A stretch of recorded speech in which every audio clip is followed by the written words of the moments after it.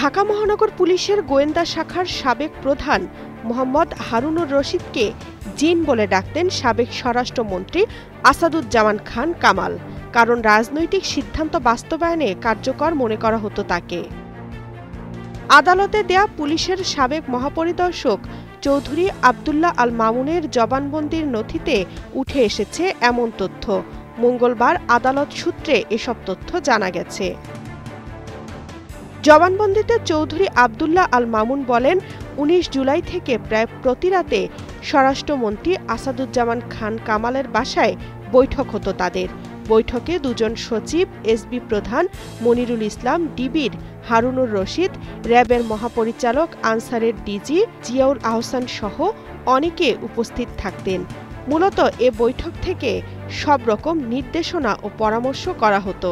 গত ১০ জুলাই গণ অভ্যুত্থানের সময় সংঘটিত মানবতা বিরোধী অপরাধের দায় স্বীকার করে নেন চৌধুরী আবদুল্লাহ আল মামুন।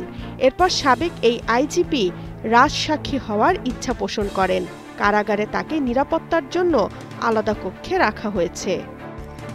তামান্না তাহসিন খান, কালের কণ্ঠ।